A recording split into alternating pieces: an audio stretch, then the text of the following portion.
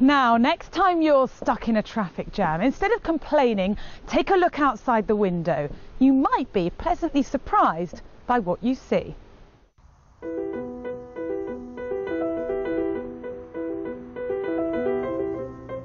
This is Jill Tyso from Kent Wildlife Trust doing a survey back in the summer of butterfly numbers at a nature reserve near the village of Liddon. And that's the number 15 bus to Dover. This is a roadside nature reserve. There are more than 130 of them in Kent, ranging from small verges like this one, popular with slow worms, to massive sites like Bluebell Hill, all of them buzzing and teeming with life. When you're driving past a verge like this, you're probably going quite fast, and you just don't realise, you don't see what's actually here. It's only when you actually start to walk along that you see how much is growing here. Roadside reserves are just one element in a nationwide scheme called Living Landscapes, a big, ambitious plan to try to create a thriving natural environment for animals, plants, insects and people. Because in the last 60 years, Britain's natural habitats have been hit hard. We've lost 98% of our wildflower meadows, and our pollinating insects have suffered hugely, with many species either wiped out or in serious decline.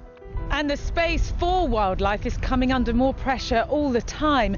There's increasing demand for land from things like agriculture, housing, and even energy generation. So that's where the Living Landscapes idea comes in. Here in Romney Marsh, the Kent Wildlife Trust and the Sussex Wildlife Trust are working with farmers, businesses and volunteers to make this a living landscape. But what exactly does that mean?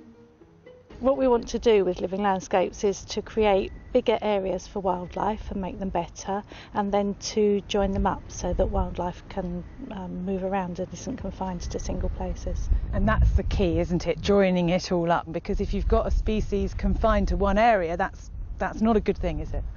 Well, the traditional approach is to create nature reserves and to look after those very carefully, and that's still important. But if conditions change and the reserve is very isolated, then wildlife's got nowhere to go.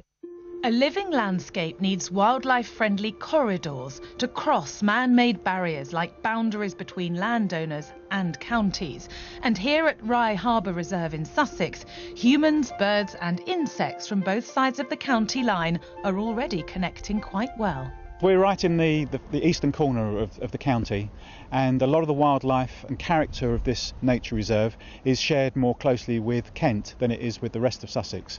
And so we're working with site managers in Kent to manage similar habitats, because the species need more than one location. If you just live in one place, you're very vulnerable to extinction. Maintaining habitats and linking them together is hard work. These volunteers are chopping down willow trees before they can get a foothold and take over. It's one thing to get volunteers to help maintain habitats on nature reserves, but a farm is a business. So can farmers really be persuaded to do their bit for the living landscape? At this organic dairy farm near Pevensey, some of the grazing land has been replaced by reed beds. But it wasn't cheap, and it couldn't have been done without financial help. We are actually getting paid to create this reed-bed area. We get a government grant through the Agri-Environment Scheme, and we're very happy to do that and cut back on production for the cows, because we really believe that this is a way forward for us on this farm. And I think some of the things we do, like growing red clover for the cows to put nitrogen back in the soil, conventional farmers are doing as well. So we're not perhaps quite so crazy after all. David hopes that over time people will be persuaded to buy products from wildlife-friendly farms, and that this will encourage more farmers to create habitats for wildlife on their land. We do a drinking yoghurt as well, and that's something that we advertise on our bottles. We put wildlife friendly farm and encourage people to visit our website, where we've got information about the wildlife on the farm. But what about those of us who haven't got acres of land to cultivate? How can we help the South East's wildlife? Well, we can make our gardens into stepping stones for wildlife. Here at Kent Wildlife Trust HQ near Maidstone, they've got examples of the kinds of things you can do. From the slightly scruffy wild meadow look with things like yarrow and wild carrot, to neater, more formal flower beds like these. It's really the choice of species that was important here, to provide things that provide nectar for bees, for example, over a long period of time, things that flower either for a long period or at different times of year, so they have that continuity of pollen or nectar. So when one flower's done, they've got something else to move on to. That's right, yeah. And the simple act of drilling holes in a wooden post will provide passing insects with 5-star accommodation. It's like a block of flats, really. It is, yeah. This is a high-rise home for bees. Yeah. Gardens as a whole, especially in urban areas, can actually constitute a huge area of potential wildlife habitat. And if everybody just did one thing, the potential benefit for wildlife over that area would be huge. Over time, the Wildlife Trusts hope to convince more people and businesses to encourage natural habitats because, they say, we'll see the benefits in all kinds of ways. If we look at the risk of flooding, for example, if we think about our watercourses, our wetlands, by changing them over time, we've actually increased the risk of our urban environments flooding. And by planting species such as black poplar near to a river, we can really increase the amount of storage that we have for water. Lewis knows a thing or two about flooding, but I've come here to find out more about one of the biggest challenges to the Living Landscapes project.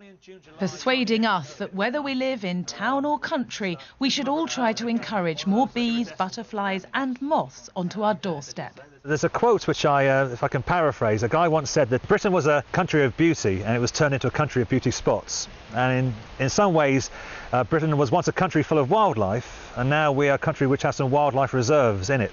And the whole countryside around Britain full of hedgerows, woodlands, lovely fields full of wildlife. And now what we have is a few wildlife reserves which are doing a very good job of protecting our wildlife. But really we need a much bigger picture, a much bigger living landscape. It shouldn't be like this, then. Not at all, no. Wildlife shouldn't be contained, it should be allowed to roam through the landscape. The wet summer weather this year wasn't good news for a lot of our wildlife, but the hope is that over the next few years the habitats of the southeast will become richer, more varied and better connected by a network of wildlife corridors, enabling large numbers of pollinating insects and butterflies to get easily from A to B and making a living landscape that works for all creatures, great and small.